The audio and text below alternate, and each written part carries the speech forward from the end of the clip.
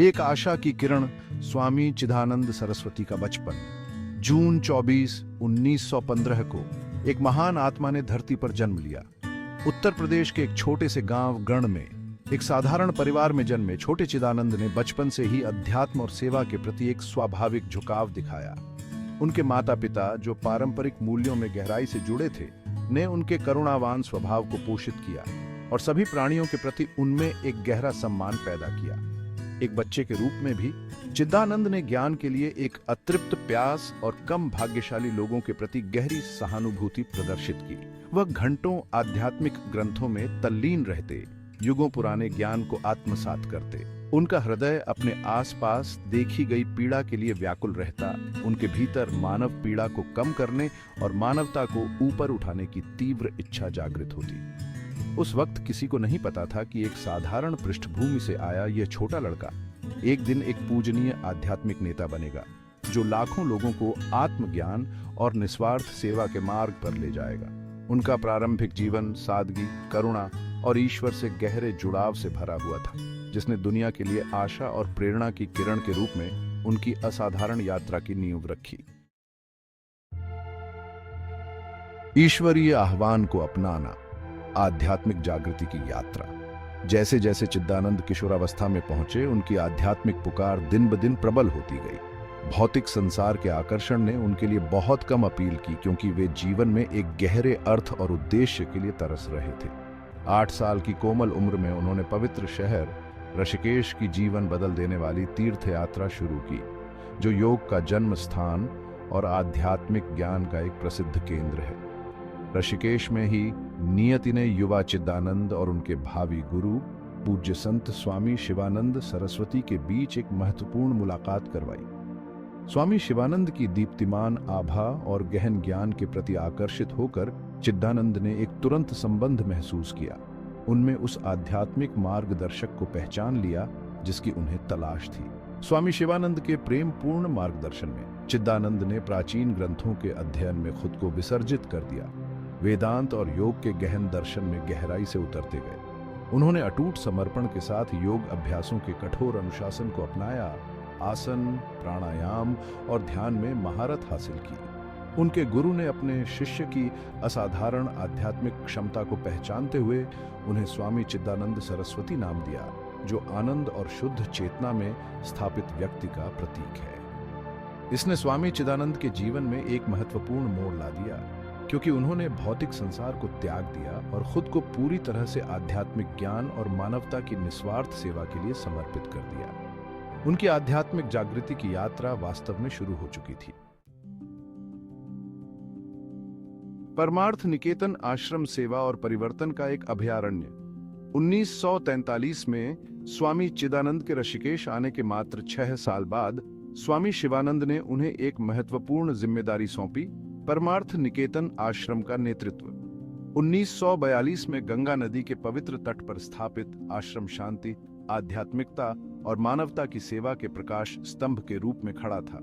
अटूट समर्पण और असीम ऊर्जा के साथ स्वामी चिदानंद ने आश्रम की पहुंच और प्रभाव का विस्तार करने में अपना दिल और आत्मा लगा दी।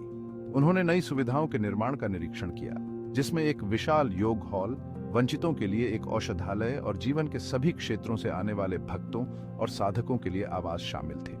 स्वामी चिदानंद के दयालु नेतृत्व में परमार्थ निकेतन आश्रम एक समृद्ध आध्यात्मिक केंद्र के रूप में फला फूला, जिसने दुनिया के सभी कोनों से साधकों को आकर्षित किया। उन्होंने आश्रम को सेवा के अभयारण्य में बदल दिया, जहां बीमारों को चिकित्सा देखभाल मिली, गरीबों को सांत्वना और सहायता मिली और आध्यात्मिक रूप से प्यासे लोगों ने ज्ञान और ज्ञान के लिए अपनी प्यास बुझाई। उनकी दृष्टि स्पष्ट थी, एक ऐसी जगह बनाना जहां सभी पृष्ठभूमि के लोग योग, ध्यान और निस्वार्थ सेवा की परिवर्तनकारी शक्ति का अनुभव करने के लिए एक साथ आ सकें। भाग 4, डिवाइन लाइफ सोसाइटी, ज्ञान और करुणा का प्रकाश फैलाना। योग और वेदांत के कालातीत ज्ञान के प्रसार के अपने गुरु के दृष्टिकोण से प्रेरित होकर स्वामी चिदानंद ने 1936 में स्वामी शिवानंद द्वारा स्थापित डिवाइन लाइफ सोसाइटी की पहुंच और प्रभाव का विस्तार करने में महत्वपूर्ण भूमिका निभाई। उन्होंने पूरे भारत और दुनिया भर में बड़े पैमाने पर यात्रा की, योग, ध्यान और आध्यात्मिक जीवन पर अपनी गहरी अंतर्दृष्टि और व्यावहारिक शिक्षाओं को साझा किया। अपने मनोरम व्याख्यानों, आत्मा को झकझोर देने वाले प्रवचनों और कई पुस्तकों और प्रकाशनों के माध्यम से स्वामी चिदानंद ने लाखों लोगों के जीवन को छुआ, उनके भीतर आत्मखोज और आध्यात्मिक जागृति की लौ जगाई। उनके पास जटिल आध्यात्मिक अवधारणाओं को सरल, भरोसेमंद और व्यावहारिक तरीके से व्यक्त करने की अनूठी क्षमता थी, जिससे वे जीवन के सभी क्षेत्रों के लोगों के लिए सुलभ हो गए। उनकी शिक्षाओं ने सभी प्राणियों की परस्पर संबद्धता पर जोर दिया, लोगों से आंतरिक शांति और वैश्विक सद्भाव के मार्ग के रूप में प्रेम, करुणा और निस्वार्थ सेवा के सिद्धांतों को अपनाने का आग्रह किया। उनका मानना था कि सच्ची आध्यात्मिकता दुनिया को त्यागने में नहीं, बल्कि खुद को और अपने कार्यों को बदलने में है, ताकि सभी के लिए एक अधिक न्यायपूर्ण, दयालु और टिकाऊ दुनिया बनाई जा सके। भाग 5, योग की उपचार शक्ति, स्वामी चिदानंद का समग्र दृष्टिकोण। स्वामी चिदानंद ने न केवल भौतिक शरीर के लिए बल्कि मन, भावनाओं और आत्मा के लिए भी योग की गहन उपचार शक्ति को पहचाना। उन्होंने योग के लिए एक समग्र दृष्टिकोण पर जोर दिया, जिसमें आसन या शारीरिक मुद्रा, प्राणायाम या सांस लेने के व्यायाम, ध्यान और नैतिक जीवन के अभ्यासों को एकीकृत किया गया था। उनका दृढ़ विश्वास था कि योग केवल शारीरिक व्यायाम की प्रणाली नहीं है, बल्कि आत्मखोज और आध्यात्मिक विकास की एक परिवर्तनकारी यात्रा है। उन्होंने सिखाया कि योग के नियमित अभ्यास के माध्यम से व्यक्ति बेहतर शारीरिक स्वास्थ्य, मानसिक स्पष्टता में वृद्धि, अधिक भावनात्मक स्थिरता और अपने वास्तविक स्वरूप से गहरा संबंध अनुभव कर सकते हैं। योग पर स्वामी चिदानंद की शिक्षाएं सांस्कृतिक और धार्मिक सीमाओं से परे थीं, जो जीवन के सभी क्षेत्रों के लोगों के साथ प्रतिबद्ध थीं। उन्होंने अनगिनत लोगों को समग्र कल्याण के मार्ग के रूप में योग को अपनाने के लिए प्रेरित किया, उन्हें अपने स्वास्थ्य का भार उठाने और अधिक जागरूकता, उद्देश्य और आनंद के साथ जीने का अधिकार दिया। भाग 6, ध्यान का परिवर्तनकारी अभ्यास, आंतरिक शांति और स्पष्टता प्राप्त करना। आधुनिक जीवन के व्यापक तनाव और चिंता को पहचानते हुए स्वामी चिदानंद ने आंतरिक शांति, मानसिक स्पष्टता और भावनात्मक कल्याण की खेती के लिए एक आवश्यक उपकरण के रूप में ध्यान के अभ्यास पर बहुत जोर दिया। उन्होंने सिखाया कि ध्यान दुनिया से बचने के बारे में नहीं है, बल्कि जीवन की चुनौतियों का सामना करने में मन को अधिक केंद्रित, वर्तमान और लचीला बनने के लिए प्रशिक्षित करने के बारे में है। उन्होंने अपने छात्रों को नियमित ध्यान अभ्यास स्थापित करने के लिए निर्देशित किया, प्रत्येक दिन कुछ मिनटों से शुरू करके और धीरे धीरे अवधि बढ़ाते हुए जैसे जैसे उनका मन अधिक अनुशासित होता गया।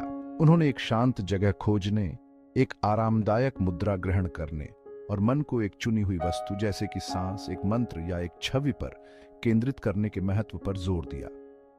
ध्यान पर स्वामी चिदानंद की शिक्षाओं ने आधुनिक जीवन की अथक मांगों से राहत पाने वाले अनगिनत व्यक्तियों को सांत्वना और मार्गदर्शन प्रदान किया। उन्होंने उन्हें अधिक समता, करुणा और ज्ञान के साथ जीवन के उतार चढ़ाव को नेविगेट करने के लिए उपकरणों के साथ सशक्त बनाया।